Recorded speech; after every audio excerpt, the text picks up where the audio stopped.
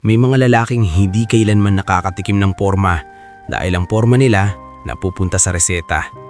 Sa bawat kupas na manggas ni Dario Lontok, may kapalit may isang tableta para sa ama. Sa bawat luma niyang sapatos, may katumbas na bayad sa kuryente na muntik ng maputulan. Kaya kahit anong linis niya magtrabaho, kahit anong ayos niya mag-isip, sa unang tingin ng tao, mukha siyang gusgusin. Madaling araw pa lang, gising na siya. Hindi dahil masipag siya sa gusto niyang ipagyabang, kundi dahil sanay na siyang mauna sa oras para hindi siya maunahan ng problema. Sa maliit na inuupahan niyang kwarto sa may sampalok, bumangon siya mula sa manipis na kutsyon. Hindi pa umiilaw ang araw pero umiilaw na ang cellphone niya. Isang luma, basag ang screen sa gilid pero maayos pa ring magbasa ng oras. 4:38 AM. Sa kabilang sulok, may mesa siyang gawa sa pinagdugtong-dugtong na lumang kahoy. Naandun ang maliit na kahon ng gamit, screwdriver na kasing liit ng karayom, loop na nakasabit sa tali, tweezers na parang pang-ahid ng kilay, at isang lumang metal tray na puno ng pyesa. Sa tabi nito, nakapatong ang relo na minana niya sa ama. Hindi ito mamahalin sa itsura, pero sa loob, may tunog itong parang tibok na hindi sumusuko. Tik, tik, tik.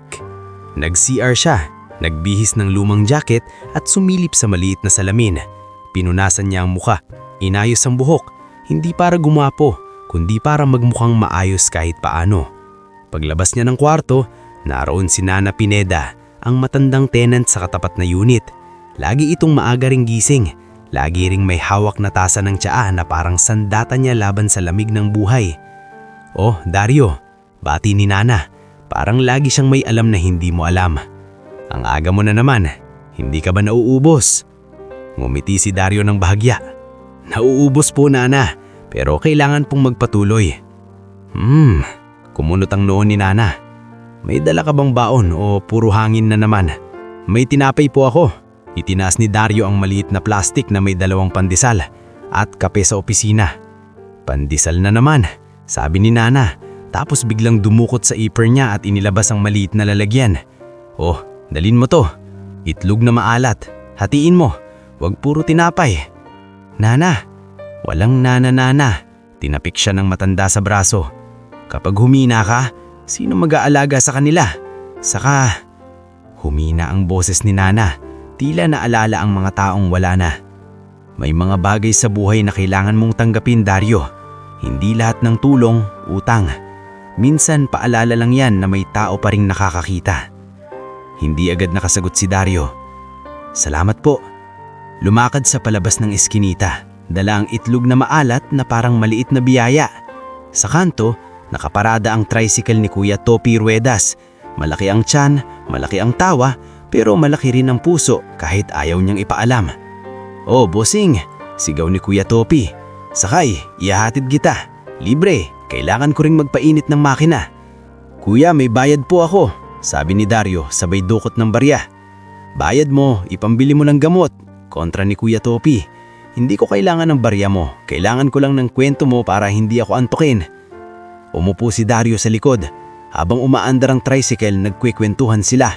Hindi malalim, hindi dramatic, pero may mga linyang tumatama dahil totoo. "Kamusta si Mang Sabelo?" tanong ni Kuya Topi habang umiwas sa lubak. "Ganun pa rin po," sagot ni Dario, masikip ang lalamunan.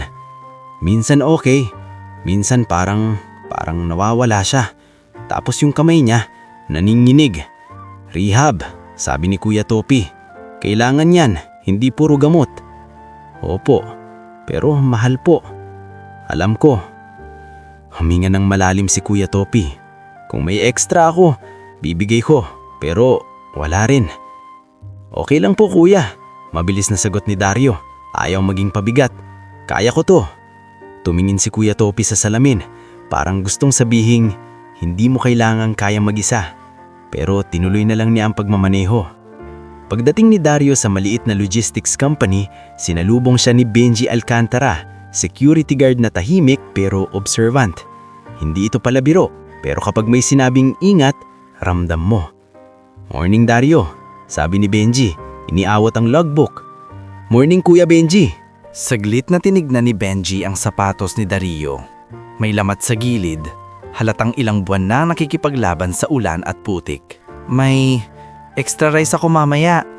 Kung gusto mo, dito ka na mag-lunch. Nahihiya po ako. Hindi yan hiya. Diretsong sagot ni Benji. Buhay yan. Hindi na tumutol si Dario. Ngumiti na lang siya at pumasok sa loob. Sa loob ng opisina, abala ang mga tao. May mga kahon, may mga label, may mga resibo. Si Miss Adela Marquez, ang maliit nilang boss, nasa desk niya. Maayos ang blouse pero halatang puyat din. Hindi siya mayaman pero may aura siyang sanay lumaban sa mundo nang walang drama. "Oh, Dario," tawag niya. "Paalis ka agad. May urgent delivery tayo, importante." "Opo ma'am," sagot ni Dario. Agad kumilos. Lumapit si Miss Adela at binaba ang boses. "Kamusta si tatay mo?" "Okay lang po ma'am, kinakaya."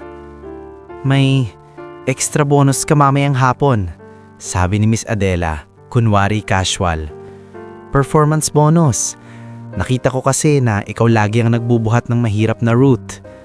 Gusto ni Dario tumanggi. Gusto niyang sabihing hindi niya kailangan ng awa. Pero alam niyang hindi ito awa. Pagtutulong ito na tinawag lang na bonus para hindi siya mapahiya. "Salamat po," sabi niya, halos pabulong. "Walang anuman," sagot ni Miss Adela. Tapos biglang bumalik sa tono ng boss. "Sige, bilisan mo. Traffic sa BGC mamaya." Sa araw na yon, sunod-sunod ang deliveries. Ulan alis, araw ulan. Kargahan ng kahon, pirma, resibo, tawag sa customer. Sa gitna ng bilis ng buhay, nakikita ni Dario ang mundo ng mga taong may kaya. Mga guard na may headset, mga lobby na amoy aircon at pabamo, mga receptionist na parang hindi napapagod. Pero hindi siya naiinggit. Hindi niya pinapangarap maging tulad nila. Ang pinapangarap niya, yung tahimik na stable na buhay. Yung hindi mo na kailangang magbilang ng barya bago bumili ng gamot. Hapon na nang matapos siya sa isang building. Pagbaba niya, napansin niya ang isang sobre na naiwan sa pickup desk. May pangalan ng kumpanya nila at may nakasulat na "For Dario Lontok, Urgent." Tinawag niya ang receptionist. "Ma'am, ako po yung Dario. Para po sa akin to." Tinignan ng receptionist ang log. "Ah, oo. May nag-iwan kanina. Sabi, ibigay daw sa'yo. Client natin. Confidential daw." Kinabahan si Dario. Pakareklamo? Baka may minis siyang pirma. Pagbukas niya ng sobre sa labas, bumungad ang isang lumang resibo. Manipis, halatang itinago ng matagal. Sa taas, malinaw ang pangalang Valera Watch Gallery. At sa baba, may item code at presyo na nagpaigting ng tibok ng dibdib niya. Limited model, high-end, hindi niya kayang bilhin kahit magtrabaho siya ng ilang taon. Pero hindi presyo ang pumukaw sa kanya. Yung code, yung serial format. Parehong-parehong style ng engraving sa relo ng ama niya. Namlamig ang palad niya. Parang may humila sa kanyang pabalik sa mga gabing bata pa siya, nakaupo sa tabi ng mesa habang si Mang Sabelo, noon malakas pa, nag-aayos ng relo sa ilalim ng ilaw ng lampa. "Anak," sabi ng ama noon, "ang relo, hindi yan alahas lang. Pirma yan ng gumawa. Kapag marunong kang magbasa ng pirma, malalaman mo kung sino ang totoong may gawa." Biglang gumuhit sa isip ni Dario ang tanong na matagal niyang iniiwasan. Kung ganito ang serial style ng relo ni tatay, bakit parang konektado sa mundo ng Valera? At kung konektado, bakit sila naghirap ng ganito? Nakapako siya sa sidewalk. Umuulan ng bahagya, pero hindi niya naramdaman. Tinignan niya ang sobre, parang susi na hindi niya alam kung anong pinto ang bubuksan. Sa bulsa niya, naramdaman niya ang bigat ng lumang relo ni Mang Sabelo. Dala palagi, kahit hindi niya sinusuot. Para siyang laging may paalala. May pinanggalingan ka at may dahilan kung bakit ka lumalaban. Dahan-dahan niyang isiniksik ang resibo sa pouch, huminga ng malalim at tumingin sa langit na kulay abo. Kung may tinatago ang nakaraan, bulong niya sa sarili. Panahon na para hanapin. At doon, sa gitna ng ulan at traffic, nagsimula ang isang tahimik na desisyon. Hindi na siya makukontento sa pagtakbo lang araw-araw. Kailangan niyang maintindihan ang ugat. Kailangan niyang malaman kung sino ang tumulak sa kanilang pamilya sa ilalim at kung paano niya iaangat ang pangalan ng ama niyang unti-unting kinakain ng sakit. Sa pag-uwi niya sa Eskinita, sinalubong siya ni Nana Pineda na parang may radar sa mga taong may daladalang bigat. "O Dario," sabi ni Nana, "bakit parang may multo kang nakita?" Hindi pa siya handang magkwento ng buo, pero sa unang pagkakataon, nagsalita siya ng may ibang liwanag sa mata. "Nana," sabi niya, "may nakita po akong pirma. Pirma na parang pamilyar." Tinignan siya ni Nana at sa isang saglit, parang may lumang alaala ring tumama sa mukha ng matanda. Pero nung umiti lang ito, parang sinasabing, "Sige, lakasan mo. Magpahinga ka muna," sabi ni Nana, "pero bukas, pag-usapan natin yan." Tumanggo si Dario. Pumasok siya sa kwarto, binuksan ang maliit na mesa at inilapag ang resibo sa tabi ng tray ng pyesa. Sa tunog ng ticking ng lumang relo, may bago nang tumitibok sa dibdib niya. Hindi galit, hindi inggit, kuryosidad at pag-asa. Nakahiga si Dario luntok sa manipis na kutsyon pero hindi natutulog ang isip niya. Sa ibabaw ng mesa, sa tabi ng tray ng pyesa at ng lumang relo ni Mang Sabelo, nakalapat ang resibo ng Balera Watch Gallery na parang isang lihim na biglang sumingaw mula sa lumang sugat. Sa bawat tek ng relo, parang may tanong na pumipitik din sa dibdib niya. Bakit pamilyar ang pirma? Bakit konektado ang tatay niya sa mundong ito? At sino ang nakinabang nang bumagsak sila? Sa labas, narinig niya ang mahinang boses ni Nana Pineda na kausap ang isa pang tenant. "Ay nako, yang batang yan. Nagbubuhat ng mundo. Sana may tumulong." Hindi niya napanikinggan. Bumangon siya, umupo sa gilid ng kama at dahan-dahang pinulot niyang resibo. Sinipat niya ang pirmang ode, parang dinidikta ng mata niya sa utak. "Huwag kang manghula, maghanap ka ng patunay." Kinabukasan, maaga na naman siyang gumising, pero ngayon, hindi lang problema ang dala niya, may direksyon na.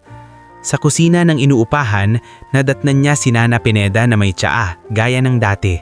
Pero iba ang tingin niya kay Dario, parang hinihintay ang kwento. "Nana," bungad ni Dario, "naalala niyo po ba kung may kilala kayong nagtrabaho sa mga high-end na relo? Yung may pirma na parang ganito?" Inilabas niya ang resibo. Saglit itong tinignan ni Nana, tapos kumunot ang noo. "Valera," bulong niya, halos parang natatakot sabihin ng malakas. "Narinig ko na yan." "Paano po?" "Hindi dahil mayaman ako." Mabilis na sabi ni Nana, parang defensive sa sariling alaala. "Noong bata pa si Yana, may dumating dito sa apartment, nakabarong, may dalang kahon. Hinahanap si Sabelo. Sabi ko wala siya. Umalis din. Pero narinig ko, yung pangalan ng pinanggalingan, Valera." Nanlaki ang mata ni Dario. "Sinabi niyo po to kay tatay?" "Sinabi ko," sagot ni Nana, humigop ng tsaa. Pero ayaw niyang pag-usapan, parang may iniwasan. Huminga ng malalim si Dario. "Nana, may posibilidad po ba na sinadyang sirain yung pangalan niya?" Hindi agad sumagot si Nana. Tinignan lang siya, parang may binubuksang kabinete sa loob ng alaala. "Dario," sabi niya sa dulo, "sa mundo ng mayayaman, madaling burahin ng tao. Isang pirma, isang papel, tapos parang hindi ka na umiral." Bago pa siya makapagtanong, tumunog ang cellphone niya. Tawag mula sa opisina. Si Miss Adela Marquez. "Dario," mabilis ang boses, halatang may problema. "Pumasok ka agad. May issue tayo sa delivery kahapon. HR wants to talk." Parang lumamig ang batok niya. "Ano pong issue, ma'am?" "Hindi ko pa alam ang buo, pero may nag-report na may na-miss daw na package." "Dario, kalmado ka lang. Punta ka." Tinago ni Dario ang resibo sa pouch, kinuha ang lumang relo ni Mang Sabelo at lumabas. Sa kanto, naroon si Kuya Topi Ruedas, nakasandal sa tricycle, parang may kutob. "Oy, bossing!" shout ni Kuya Topi. "Bakit ang bigat ng mukha mo? Parang may bagyo sa loob." "May meeting po ako sa HR," Sagot ni Dario, pilit ngumiti. "May issue daw." "HR?" Napailing si Kuya Topi. "Nako, diyan ka mag-iingat. Minsan mas masahol pa sa lubak ang mga tao. Sumakay si Dario. Habang umaandar, napansin niya ang isang motorsiklo sa likod nila. Tila sumusunod. Hindi niya pinansin sa una.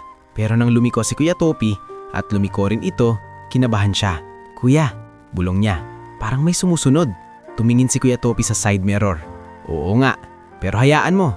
Baka coincidental. Pagdating nila sa opisina, bumaba si Dario at nakita niya agad si Odi Kapili. Kapwa runner, nakatayo malapit sa pinto, nakangisi. Oh, Dario! Sabi ni Odi, pabirong tone pero may lason. May balita, may nawawalang package. Ikaw daw last touch. Nanikip ang dibdib ni Dario. Anong package? Ewan ko, kibit balikat ni Odi. Basta sabi nila ikaw, ingat ka ha, baka tanggal ka. Pumasok si Dario. Sinalubong siya ni Benji Alcantara sa guard desk. Tahimik lang pero kita sa mata ang concern. Dario, sabi ni Benji, may lalaki kanina. Nagtatanong tungkol sa'yo. Hindi taga rito. Nakapolo, may folder. Pangalan? Tanong ni Dario. Hindi nagpakilala, sagot ni Benji. Pero ang sabi, may offer daw. Offer? Sa ganitong araw? Parang mali ang timing. Sa HR room, naroon ang HR officer na si Ma'am Lorna Sibayan. Seryoso ang mukha, hawak ang papel. Katabi niya si Miss Adela, nakapirmi ang kamay sa tuhod. Halatang gustong ipaglaban si Dario. Dario, umpisa ni Ma'am Lorna. May report kami na yung package na may tracking code XJ114 hindi nakarating sa client. Ma'am, mabilis na sagot ni Dario. May pirma po ako sa resibo, nasa record. Naiabot ko po yun, nasa lobby mismo. Ang claim ng client, wala raw silang natanggap at may witness daw na iniwan mo lang sa desk. Napaangat ang kilay ni Dario. Ma'am, hindi po totoo. Nakausap ko po yung receptionist. Siya mismo nagbigay ng pirma. Nilingon ni Miss Adela si Ma'am Lorna. Lorna, kilala mo si Dario. Hindi yan ganyan. Adela, sagot ni Ma'am Lorna. Kailangan nating sundin ang proseso. Nakita ni Dario sa gilid ang isang papel na may pangalan ng nag-report. Odi Kapili. Parang may kumalabog sa loob niya. Ma'am, kung pwede po, i-check natin yung CCTV ng lobby at tawagan natin yung receptionist. May pangalan po yun sa record. Nagkatiginan si Ma'am Lorna at Miss Adela. Sa dulo, tumanggo si Ma'am Lorna. Sige, we will verify. Lumabas si Dario na nanginginig ang kamay pero pinipigilan niyang magmukhang gumuho. Paglabas niya sa hallway, naroon si Odi. Nakasandal, parang nanonood ng palabas. Uy, buhay ka pa, sabi ni Odi, kunwaring concerned. Ano sabi? Suspended ka na. Tumingin si Dario sa kanya, diretso. Bakit mo ginawa to, Odi? Nagkunwari si Odi na hindi naintindihan. Ha? Anong sinasabi mo? Yung report, sagot ni Dario, mababa ang boses. Ako ang tinuro. Lumapit si Odi. Halos didikit ang muka. Dario, huwag kang feeling main character. Minsan malas lang. Tsaka, kung mawala ka, mas okay sa team. Ikaw kasi laging pinupuri ni Ma'am Adela. Lagi ikaw ang bida. Pinisil ni Dario ang kamao. Gusto niyang sumabog. Pero naalala niya si Namang Sabelo, si Ana, at si Nanay Liza. Hindi siya pwedeng magpadala. Okay, sabi niya, pigil ang emotion. Kung gusto mong siraan ako, gawin mo. Pero mag-ingat ka. Hindi habang buhay, hindi mo mabubura ang totoo. Alis siya, at sa gilid, napansin niyang may babae na nakatingin sa kanila. Si Attorney Ria San Vicente. Nandito pala, naka-blazer, may dalang folder. Lumapit siya sa Miss Adela. Adela, narinig ni Dario. Ikaw ba tong sinasabi mo? Si Dario? Oo, sagot ni Miss Adela. He's the one. Lumapit si Attorney Ria kay Dario. Ikaw ba si Dario Lontok? Opo, sagot niya, naguguluhan. Nabasa ko yung message ni Adela tungkol sa sitwasyon niya sa probinsya. May i-issue daw sa lupa? Nanikip ang dibdib ni Dario. Parang sabay-sabay na bumagsak ang mundo. Opo, may kamag-anak po si tatay, si Crispin Gozon. Gusto niyang kunin yung lupa kapalit ng tulong sa ospital. Classic. Sabi ni Ate Ria, walang halong gulat. May papeles ba? May demand letter? May pinapapirmahan po, sagot ni Dario. Sabi, deed of absolute sale. Pero wala kaming natanggap na pera. Parang pananakot lang. Tumanggo si Ate Ria. Huwag niyong pipirmahan at kung may threat, i-document niyo. Adela, I'll help. But I need details. Nang marinig ni Dario ang I'll help, parang may bahagyang liwanag na sumilip. Pero kasabay nun, may tumawag sa phone niya. Unknown number. Sinagot niya dahil baka ospital. Hello? Isang malamig na boses ang sumagot. Dario Lontok? Opo, sino po to? May kausap ka yata tungkol sa Valera. Sabi ng boses parang binibigkas ang salitang iyon na may diin. Tigilan mo, baka hindi mo alam kung gaano kalalim ang binubungkal mo. Nanlamig ang batok ni Dario. Anong ibig niyong sabihin? Tumawa ang boses, maikli. Magaling ka raw sa relo. Magaling ka rin bang umilag sa problema? Mag-iingat ka. Hindi lahat ng pirma para sa pag-angat. Yung iba, pirma ng pagbagsak. Naputol ang linya. Nanatiling nakatayo si Dario, hawak ang phone, parang biglang humigpit ang hangin sa paligid. Sa loob ng bulsa niya, naramdaman niya ang resibo ng Valera at ang lumang relo ng ama niya, parang parehong nag-iinit. Lumapit si Benji Alcantara, tahimik pero alerto. Dario, okay ka lang? Dahan-dahang tumanggo si Dario kahit hindi siya sigurado. May tumawag, nagbanta. Sumingit si Miss Adela, narinig pala. Banta? Dario, anong pinasok mo? Tinignan ni Dario si Miss Adela at si Ate Ria. Gusto niyang sabihin ng tungkol sa resibo, tungkol sa pirma, tungkol sa Valera. Pero hindi pa siya handang ibuhos lahat. Ang alam lang niya, lumalawak na ang laban. At sa parehong araw, dalawang kontrabida ang tuluyang lumitaw sa esena. Si Odi Capili na handang manira para umangat at si Crispin Gozon na gustong agawin ng lupa habang mahina ang ama niya. Sa pagitan ng taong nasa itaas at taong nasa ilalim, si Dario ang nasa gitna. Hindi pa umaangat pero hindi na rin papayag manatiling nakaluhod. Pag-uwi niya ng gabi, nadatnan niya si Yana sa bahay hawak ng kapikap ng cafe, pagod ang mata. Kuya, sabi ni Yana. Tumawag si Mama. Sabi niya dumating daw si Crispin. Nagdala ng 2 tao. Si Maricel Barameda daw yung babae. Ang daldal. Pinipilit silang pumirma. Napapikit si Dario, pinipigilan ng panik. Anong sinabi ni Mama? Sabi niya hindi daw muna. Sagot ni Yana. Pero natatakot siya, kuya. Umupo si Dario sa mesa, inilabas ang resibo ng Valera at tinigwan. Parang may 2 pinto sa harap niya. Yung pintong may kinalaman sa lupa at pamilya at yung pintong may kinalaman sa nakaraan ng tatay niya at sa mundong ayaw siyang papasukin. Parehong delikado, parehong kailangan niyang tahakin. Yana, sabi ni Dario, mahina pero matatag. Huwag kang matakot, hindi tayo pipirma. At bukas, kukunin ko yung lahat ng papeles. Hahanap tayo ng paraan. May tumutulong na abogado. Talaga, kumislap ang mata ni Yana pero may luha pa rin. Tumanggo si Dario. Oo, at may isa pang bagay. Pinisil niya ang resibo. May pirma sa nakaraan ng tatay ko na kailangan kong intindihin. Pero dahan-dahan lang, hindi tayo susugod ng walang hawak. Sa gabing iyon, habang tumitibok ang lumang relo ni Mang Sabelo sa tabi ng kama, mas nakikita ni Dario ang katotohanan. Hindi lang ito kwento ng paghihirap.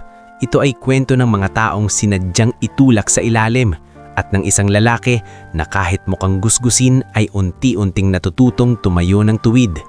Magdamhag na halos hindi nakatulog si Dario Lontok. Sa loob ng maliit niyang kwarto, paulit-ulit sa isip niya ang boses na tumawag at nagbanta. Mababa, malamig, parang taong sanay mag-utos at manakot. Kasabay nun ang balita ni Yana na dumating na naman si Crispin Gozon sa probinsya kasama si Maricel Barameda para ipapirma si Nanay Liza sa papeles. At sa pagitan ng 2 bagyong iyon, nakahiga sa tabi ng kanyang kama ang resibo ng Valera Watch Gallery, pirming paalala na may mas malalim na dahilan kung bakit sila itinulak sa ganitong buhay. Habang nagtitimpla siya ng kape sa umaga, lumabas si Nana Pineda sa pintuan, nakabalabal, may tasa ng tsaa. Tila alam nito kung kailan ang tao ng kausap. Dario? Bungad ni Nana. Hindi ka natulog. Parang ayoko pong pumikit, Nana. Sagot ni Dario, hindi na nagkunwari. Baka pag pumikit ako, may mangyari sa probinsya. O baka may sumunod sa akin dito. Umupo si Nana sa bangko sa labas ng unit. Dahan-dahan. Makinig ka, sabi niya, diretso. Kapag may nagbanta, ibig sabihin may natatamaan kang buto. Pero huwag kang papadala sa takot. Yung takot, ginagamit nila para umusad. Pero paano po si Mama? Tanong ni Dario halos pabulong. Paano si Tatay? Tumanggo si Nana. Diyan ka magiging matalino. Hindi mo pwedeng sabay-sabayin lahat na parang susugod ka sa gera na walang armas. Piliin mo kung ano ang unang hahawakan. Alam na ni Dario kung ano. Kailangan niyang magkaroon ng konkretong impormasyon tungkol sa Valera, hindi dahil gusto niyang maghiganti agad, kundi dahil ang resibo at serial format na nakita niya ay posibleng ebidensya ng malaking kasinungalingan. Kung may makakapagpaliwanag nito, hindi si Nana, hindi si Kuya Topi, hindi si Benji, kundi ang mismong mundong pinanggalingan ng resibo, ang mundo ng butik. Pagpasok niya sa opisina, sinalubong siya ni Benji Alcantara na tila mas alerto kaysa kahapon. Dario, sabi nito, ingat ka. Yung lalaki na nagtanong tungkol sa'yo, bumalik kanina. Nasa labas, nakamotor, nagmamasid. Nanlalamig ang batok ni Dario. Sino siya, Kuya Benji? Kilala mo? Umiling si Benji. Hindi, pero hindi yan random. Yung tingin niya, parang may trabaho. Pilit ngumiti si Dario para hindi magpanik sa harap ng iba. Sige po, mag-iingat ako. Sa loob, tinawag siya ni Miss Adela Marquez. Dario, sabi nito, good news muna. Na-verify namin yung CCTV sa lobby. Naiabot mo yung package. May pirma yung receptionist. So, cleared ka. Parang nabunutan siya ng tinik. Salamat po, ma'am. Ngumiti si Miss Adela, pero hindi tuluyang saya sa mata. Pero may follow-up. Yung client na yun nag-message ulit. Sabi niya may confidential inquiry tungkol sa watch parts. Ikaw raw ang nakausap niya sa field dati. Dario, alam mo ba to? Watch parts po? Oo.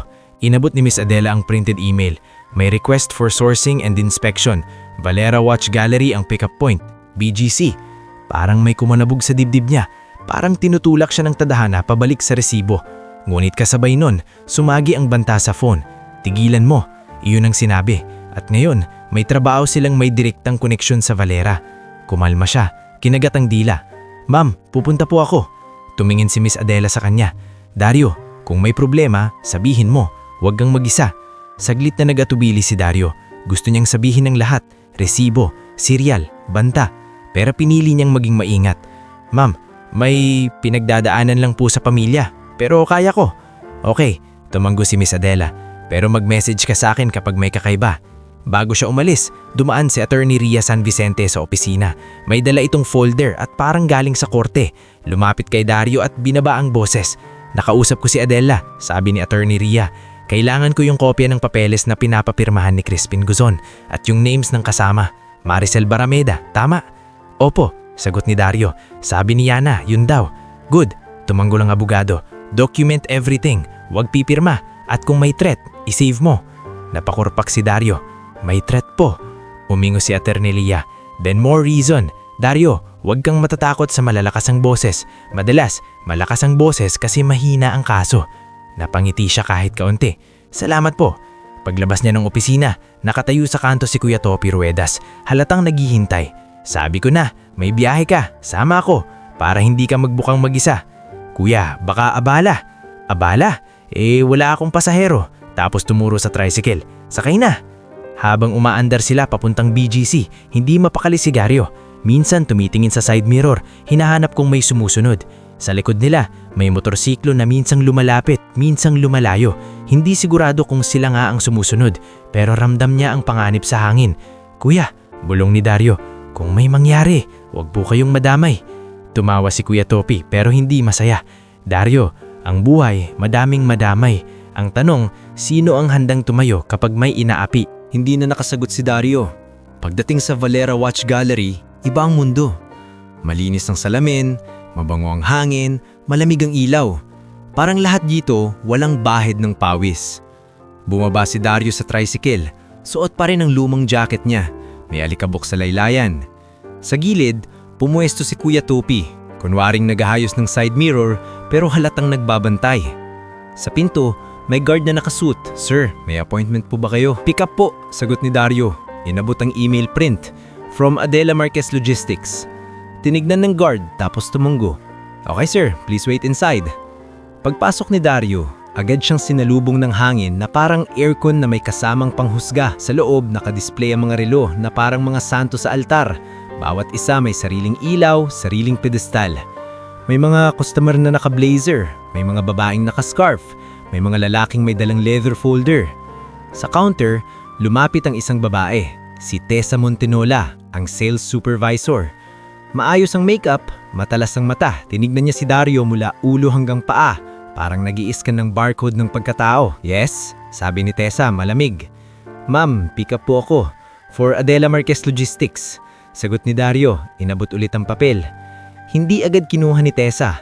Sa halip, tumingin siya sa kasama niyang lalaki, si Inigo Laconico, junior manager. Nakasmirk ito, parang may nakitang joke na siya lang ang nakakaintindi. Pick up, ulit ni Inigo, tapos tumawa ng mahina. Sir, dito po, high-end. Baka mali po kayo ng pinto. Naramdaman ni Dario ang init sa tenga niya, pero pinigilan niya. May email po, client request. Sa wakas, kinuha ni Tessa ang papel. Tinignan niya, tapos nagtaas ng kilay.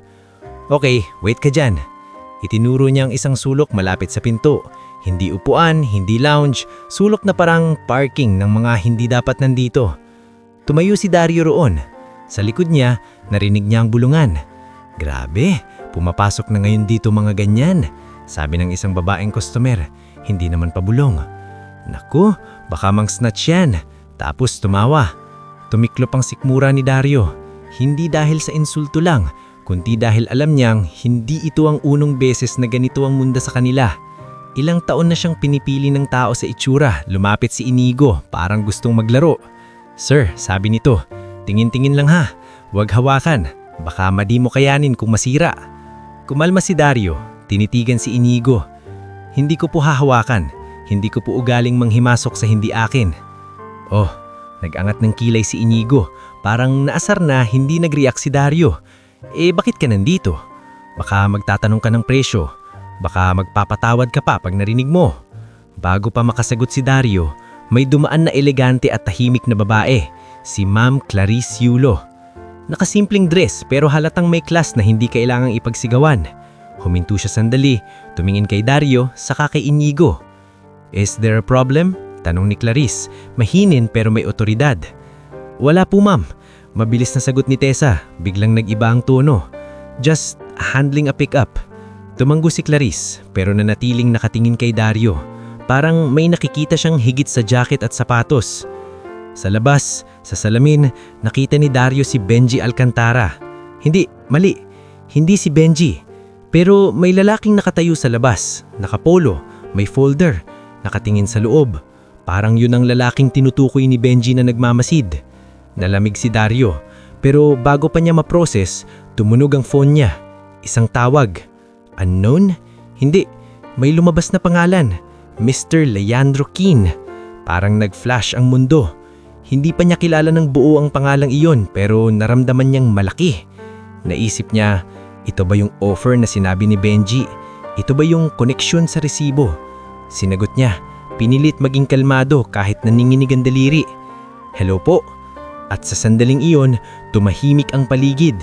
Hindi dahil huminto ang aircon, kundi dahil nagsabayan ng tingin sa kanya. Parang may instinct ang mundo ng mga mayayaman kapag may pangalang tumunog na mas mataas sa kanila. Yes sir, sabi ni Dario, malinaw, hindi pa sigaw. Naka-check na po ako, nandito po ako sa Valera. Sa counter, biglang napatigil si Tessa. Si Inigo na kanina nakangisi, napanganga ng bahagya. Kasi narinig niya ang pangalan sa kabilang linya. Isang boses na hindi nila nakikita pero kilala nila ang bigat. Narinig ni Dario ang sagot sa phone. Malalim, may kontrol at parang may alam sa lahat.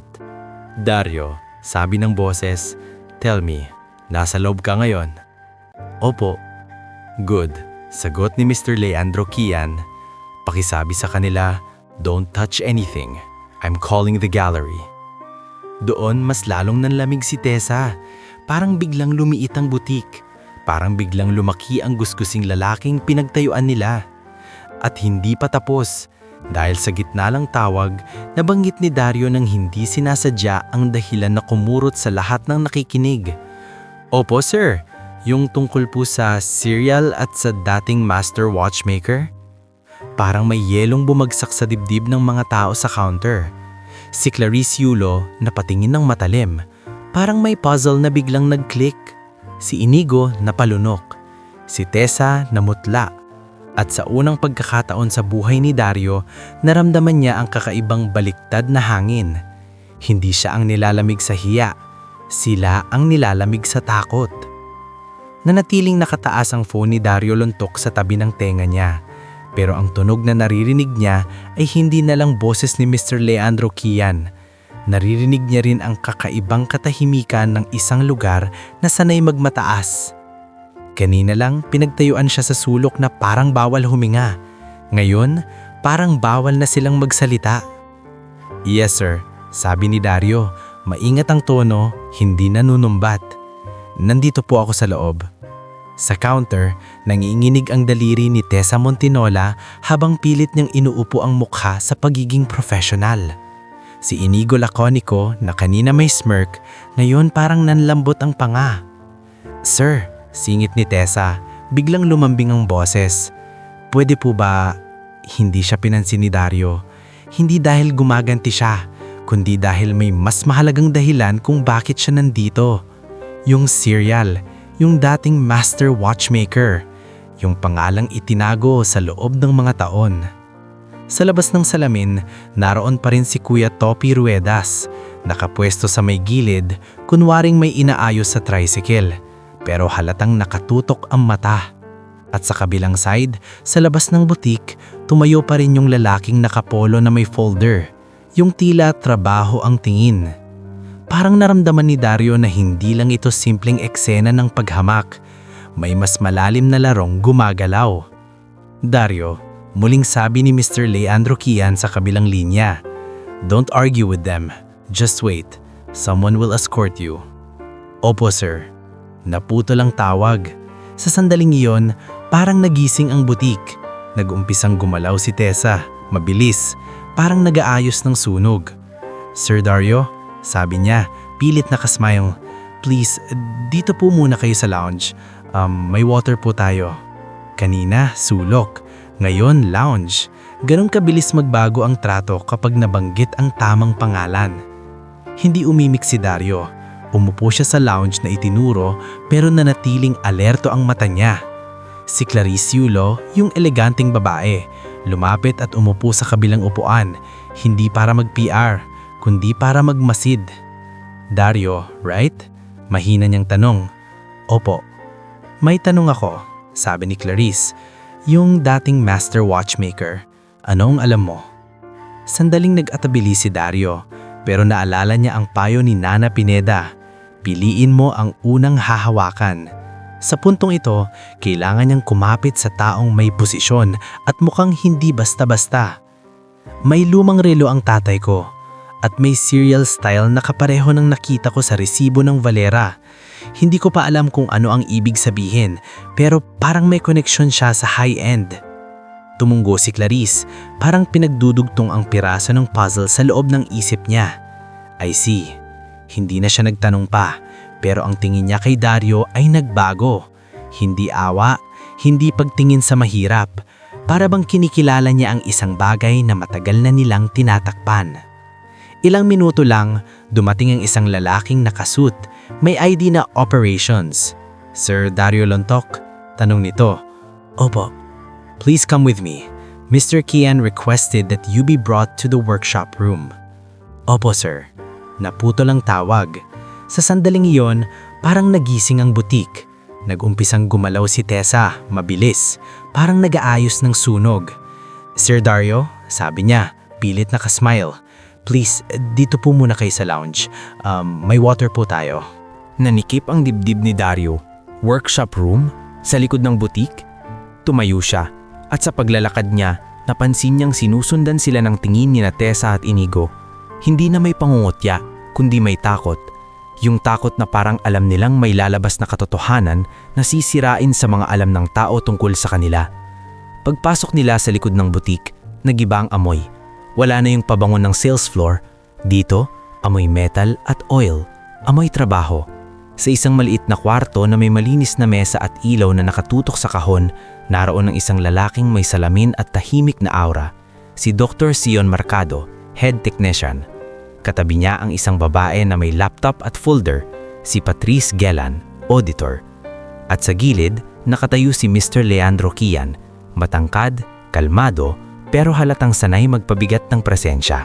Hindi siya sumigaw, hindi siya nagdrama, pero pag nagsalita, parang tumitigil ang hangin. Dario, sabi ni Mr. Kian, thank you for coming.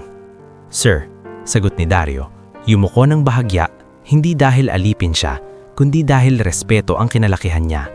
Tumanggo si Mr. Kian. I heard you were treated poorly outside. We'll address that later. Saglit niyang tinignan sina Dr. Sion at Patrice. For now, I want to test something. Inilapag ni Dr. Sion ang isang relo sa mesa, mukhang mamahalin, makintab, pero may bakas ng problema. This piece has been giving us trouble, sabi ni Dr. Sion, diretso, walang yabang. Moisture issues. We could send it abroad but Mr. Kian wants a faster diagnosis. Tumingin si Mr. Kian kay Dario. You said you repair watches. Opo sir, small repairs mostly, micro parts, basic servicing. Then show us how you think, sabi ni Mr. Kian. Lumunok si Dario. Iniisip niya ang ama niya, si Mang Sabelo, noon. Pakinggan mo ang relo. Bago mo hawakan, intindihin mo muna. Dahan-dahan niyang kinuha ang loop mula sa pouch. Dala-dala niya palagi, parang rosaryo ng isang taong kumakapit sa detalye. Nagulat si Dr. Sion. You carry your own tools? Opo, sagot ni Dario. Sanay lumpo. Sa ilalim ng ilaw, sinipat niya ang case back, ang seal, ang crown. Hindi niya hinawakan ang movement agad. Tinapik niya ng konti ang gilid at inilapit sa tenga, parang nakikinig sa tibok ng tao. Tick. May konting sablay. Beat error, bulong niya, halos sa sarili. Pero hindi ito yung root. Tumingin siya kay Dr. Sion. Sir, pwede po bang buksan ng konti? Hindi ko po gagalawin ang movement ng walang permiso. Nagtatinginan si Mr. Kian at Dr. Sion. Tumanggo si Dr. Sion. Go. Dahan-dahan, binuksan ni Dario. Sinuri niya ang gasket at doon niya nakita may maling pagkakalagay. Parang naipit ang seal sa isang side kaya pumapasok ang moisture kapag nagbabago ang temperatura. Dito po, sabi ni Dario, itinuro. Yung gasket po uneven, parang naipit sa last service. Kapag nag-i-expand ang hangin, may micro gap. Tahimik si Patrice habang nagtatype. Si Dr. Sion nakakunot ang noo, sinilip. That makes sense, sabi nito. Halatang napipilitang aminin dahil totoo. Hindi nagdiwang si Dario, hindi siya nag-smirk. Tinuloy lang niya ang pagsusuri. Sir, kung papalitan po ito at i-check yung crown tube, mawawala yung moisture issue. Yung beat error, minor adjustment lang po pagkatapos. Tumingin si Mr. Kian kay Dr. Sion. Is he correct? Huminga si Dr. Sion. Yes, he's correct. Parang may bumigat na katahimikan. Yung klase ng katahimikan na hindi lang tungkol sa gasket, kundi tungkol sa kung sino ang may karapatang magaling. Nang matapos ang mabilis na diagnosis, inilapag ni Dario ang tools niya at saka lang siya umangat ang tingin. Sir, yun lang po ang napansin ko. Good. Now the second part. Kinuha ni Patrice ang folder at binuksan. Mr. Kian asked us to look into legacy service records, particularly any technicians connected to the serial engraving format you mentioned. Nalaki ang mata ni Dario. So, totoo po bang may record? Tumanggo si Mr. Kian pero hindi pa niya ibinubunyag ang lahat. There is, and it involves a name you know. Si Dr. Sion ang nagsalita, parang mabigat sa kanya. Sabelo Lontok. Parang binuhusan ng kalamig na tubig ang ulo ni Dario. Tatay ko? Yes, sagot ni Dr. Sion. Years ago, your father worked in a supply chain servicing line connected to our group. Not publicly, not in the brochures, but he was skilled. Naninginig ang boses ni Dario. Kung ganun po, bakit kami bumagsak? Dito napatingin si Mr. Kian kay Patrice, parang sinasabing, sabihin mo. In the past, sabi ni Patrice, maingat, there was an incident. A batch of parts was blamed on a technician to cover inventory discrepancies and kickbacks. The technician's name was Sabelo Lontok. Pumikit si Dario, parang bumalik sa alaala ang mga gabing tahimik ang tatay niya, yung ayaw pag-usapan ng nakaraan. Sinisi siya? Tumanggo si Patrice. And one of the signatories on a related document, an external party who benefited, was Crispin Gozon. Napaangat ang ulo ni Dario, biglang nagdilim ang mata. Crispin? Yung kamag-anak na gustong agawin lupa namin? Tumanggo si Mr. Kian, malamig pero kontrolado. We've heard your situation. That's why I called you. I wanted to confirm if you are the same family. Sir, biglang pumasok ang boses ni Dario, masakit. Kaya pala hindi kami makaahon. Kasi binura nila si tatay. Hindi sumagot si Mr. Kian agad. Sa halip, inilapag niya ang kamay sa mesa, mabigat ang tono. We can't change the past, but we can correct the record and we can protect you now. Paano po? Tanong ni Dario, halos desperado. Kumuha si Mr. Kian ng papel at inilapit. First, we sponsor your certification, formal, legal, so your skill has proof that no one can dismiss. Tinignan niya si Patrice. Second, we open an internal review. Clarice will oversee compliance. Parang naalala ni Dario si Clarice sa labas, kaya pala ang tingin nito parang may alam. Third, tuloy ni Mr. Kian, we give you a tool grant, not charity. You will sign a contract. You'll do community watch servicing under a pilot program. You help people like you, and you build your own bench. Nanlaki ang mata ni Dario. Sir, hindi ko po kayang... Dario, putol ni Mr. Kian, hindi galit pero firm. You already can. You just lacked access.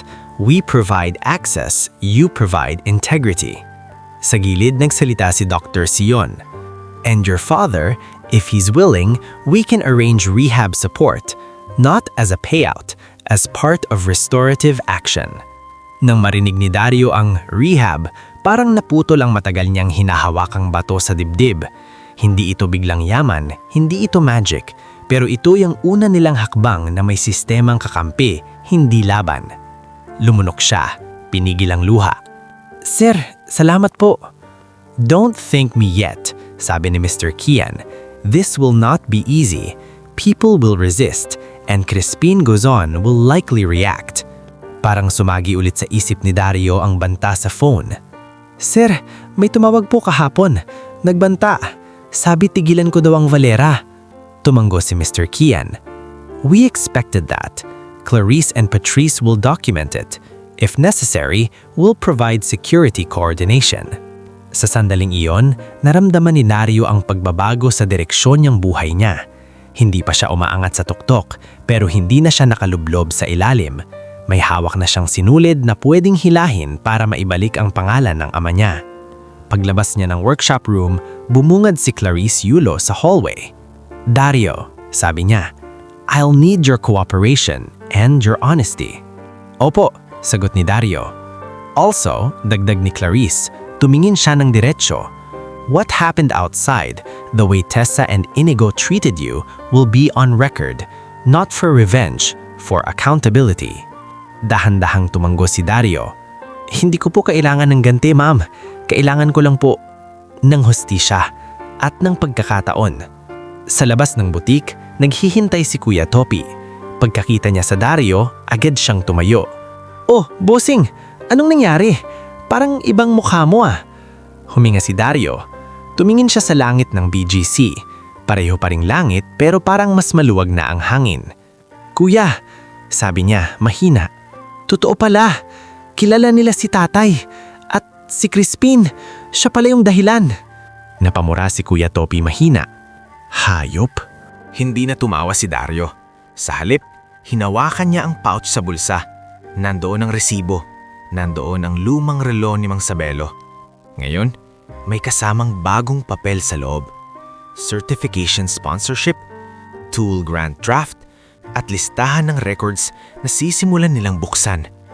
At sa unang pagkakataon, pag-uwi niya sa iskinita, hindi lang pagod ang dala niya.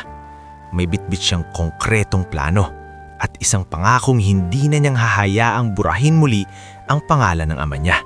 Pag-uwi ni Dario Lontok sa iskinita, hindi na siya yung lalaking basta nalang humihinga para makalampas ng araw. Ngayon, may dala siyang mga papel na may pirma at petsa. Hindi pirma ng pagbagsak, kundi pirma ng proseso. Sa loob ng pouch niya, magkatabi ang resibo ng Valera, ang lumang relo ni Mang Sabelo at ang draft ng certification sponsorship at tool grant. Sa isip niya, magulo pa rin ang takot, pero may bagong haligi. Plano. Pagbukas niya ng pinto ng unit, naroon si Yana. Nakaupo sa sahig, hawak ang cellphone na parang may hinihintay na tawag. Pagtingin nito kay Dario, kumislap ang mata, pero hindi pa masaya. Parang takot na baka mawala rin ng pag-asa kapag masyadong hinawakan. Kuya, tumawag si Yana. Tumawag si Mama ulit. Dumating na naman sila Crispin. Pinipilit nilang pumirma si Mama. Sabi ni Maricel, huwag na kayong matigas para naman sa ospital ng asawa nyo. Huminga ng malalim si Dario. Nasaan si Mama na yon? Sa bahay sa probinsya, sa sala. Nandun din si tatay, pero hindi daw makapagsalita ng maayos. Napapikit si Dario. Parang naramdaman niya ang bigat ng boses ng ama niyang unti-unting kinakain ng sakit. Ngunit sa pagkakataong ito, hindi siya nagpapanik. Kinuha niya ang phone. Tumawag agad. Pagsagot ni Nanay Liza, halatang pigilang iyak. Dario, anak.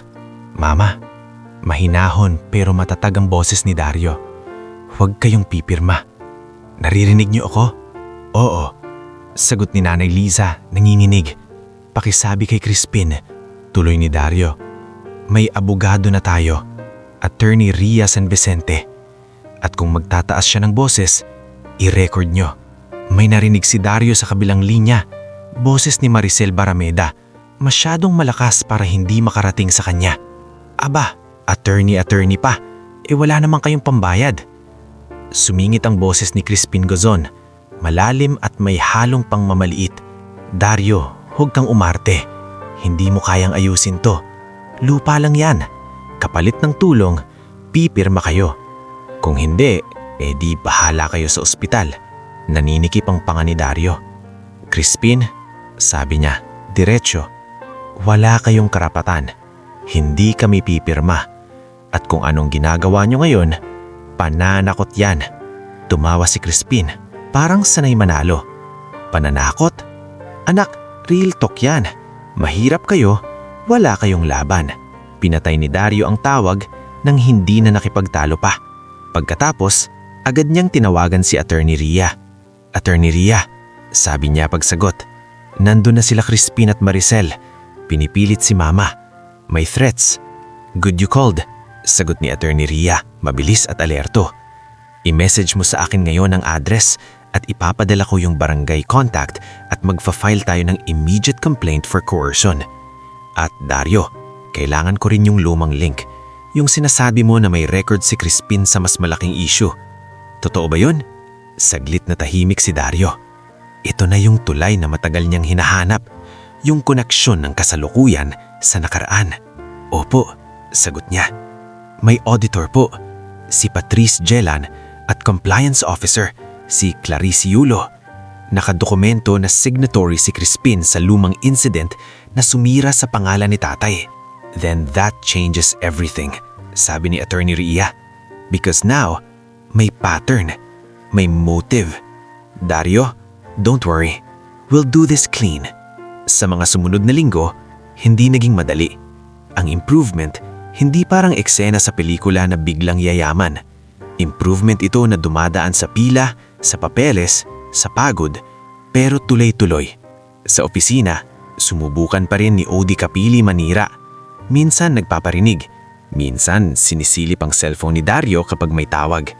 Isang hapon, habang nag-aayos si Dario ng delivery schedule, lumapit siya ng may pilit ng ngiti.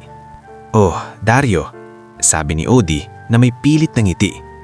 Balita ko may backer ka na raw. Sosyal, baka naman. Hindi tinignan ni Dario. Tinuloy lang niya ang pagtatype. Odi, kung gusto mong umangat, gawin mo sa trabaho, huwag sa chismis. Nanlaki ang mata ni Odi pero pinigilan niyang sumabog. Wow, ang lakas mo na ngayon ah. Lumapit si Miss Adela mula sa likod. Malamig ang boses.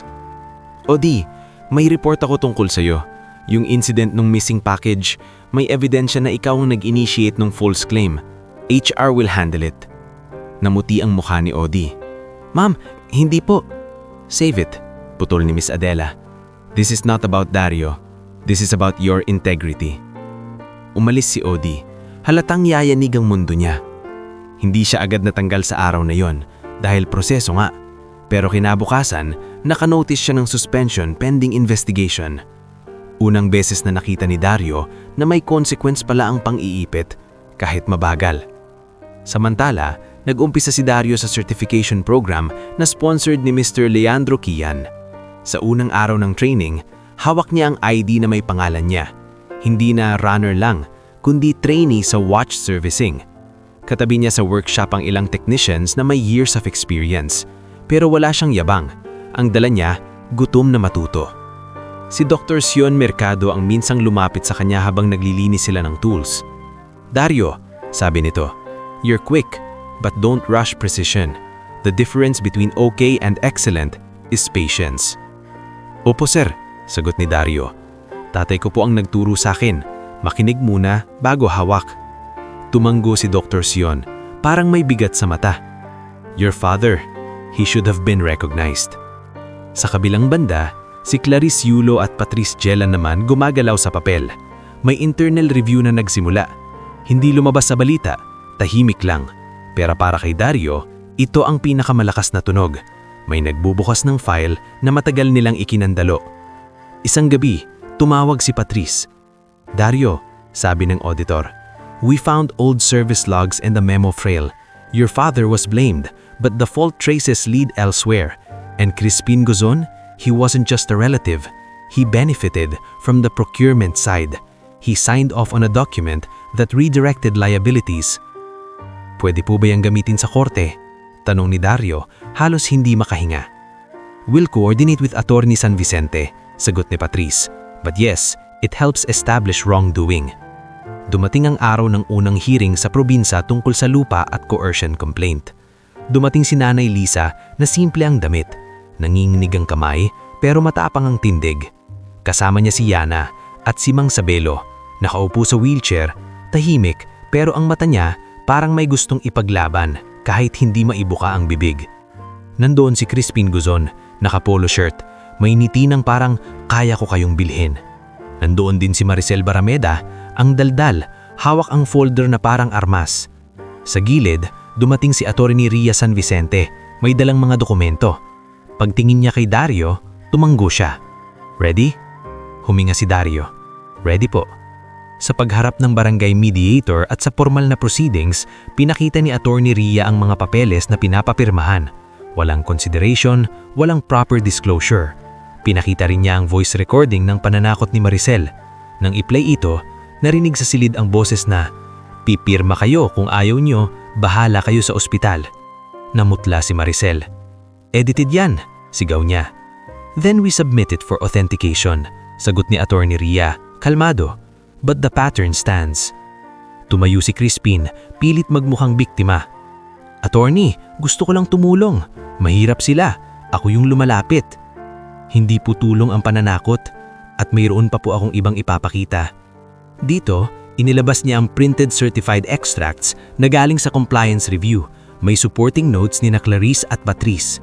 Hindi lahat ng detalye ay pwedeng isiwalat sa barangay level, pero sapat na para ipakita na may history si Crispin ng paglagda sa mga dokumento na nagdulot ng pinsan sa isang tao, si Mang Sabelo Lontok. Pagbanggit ng pangalan ng ama niya, napatingin si Dario kay Mang Sabelo. Kahit nanginginig ang daliri ng matanda, kumurup ito ng mabagal, parang sinasabing, "Narinig ko." Biglang uminit ang ulo ni Crispin. "Luma na yan! Wala na yan!" sigaw niya. Luma pero hindi nangangahulog ang hindi totoo, sagot ni Attorney Ria. At ngayon, parehong pattern ang ginagawa nyo. Pinipilit nyo ang mahihina habang gumagamit ng posisyon. Hindi pa agad kulong si Crispin sa araw na iyon dahil realistic ang mundo. Pero may nangyaring mas mahalaga. Naglabas ang mediator ng order na itigil ang anumang pangaharas at binalaan si Crispin. Na-freeze ang transaction attempts at nagsimula ang mas formal na proseso sa mas mataas na level. Pag-uwi nila sa Maynila, hindi sumuko si Dario. Sa tulong ng tool grant, nagtayo siya ng maliit na repair bench sa lumang pwesto sa ilalim ng apartment, isang sulok na dating tambakan. Kuya Topi ang tumulong magbuhat ng mesa. "Aba," sabi ni Kuya Topi habang pinapahid ang pawis. "Sabi ko sa'yo, bossing, hindi ka pang sulok lang. Pangsulok ka ngayon, pero sulok na may pangarap." Tumawa si Dario. Unang tawa na hindi pilit. "Kuya, salamat kung wala kayo." "Wala. Basta, libre ang unang ayas ng relo ko ha?" Biro ni Kuya Topi. Dumating si Benji Alcantara na may dalang lumang ilaw. "Para maliwanag," sabi niya. Simple. Si Nanay Pineda naman, dumating na may maliit na basahan at bote ng alkohol. Ayan, sabi niya, kalinisan. Kasi ang trabaho mo, detalye. Si Yana, dala ang notebook. Kuya, ako na mag-list ng customers. Ako na rin sa scheduling, para hindi ka malunod. At isang hapon, dumating si Miss Adela. May dala siyang envelope. Dario, sabi niya, eto yung performance bonus na sinabi ko. Pero hindi na lang ito bonus. Seed fund, as a friend, pero loan terms pa rin, para may dignidad. Huminga si Dario, naluluha. Ma'am, walang ma'am, sagot ni Miss Adela, ginaya si nanay. Trabaho mo, ayusin. At kapag lumaki, tumulong ka rin sa iba. Ilang buwan pa, dumating ang pinakamahabang gabi sa buhay ni Dario. Yung gabi na dinala niya si Mang Sabelo sa maliit na bench. Hindi sa butik, hindi sa manaking workshop, kundi sa lugar na sila mismo ang bumuo. Tay, sabi ni Dario, nakaluhod sa harap ng wheelchair. Tignan nyo, meron na tayong bench. Tahimik si Mang Sabelo. Nanginginig ang kamay niya, pero unti-unti inabot ang loop. Dahan-dahan niyang inilapit sa mata, parang muscle memory na ayaw mamatay. Dario, bulong ni Mang Sabelo, paos pero malinaw. Huwag mong bilisan. Napatakip si Dario yun ng big. Opo tay. Tinuro ni Mang Sabelo ang maliit na screw sa tray. Yan ang final adjustment. Dahan-dahang kinawa ni Dario ang sinabi. Tik, tik, tik. Mas gumanda ang tunog. Hindi dahil magic, kundi dahil may gabay pa rin ang ama niya kahit papaano. Sa sumunod na taon, unti-unting gumanda ang buhay nila. Hindi instant, pero consistent. Nabayaran ng ilang utang, nakapag-rehab si Mang Sabelo, kahit limitado, nakakatayo na siya ng ilang minuto. Si Nanay Liza, hindi na kailangang magmakaawa kay Crispin dahil may legal protection at may kita na sa bench.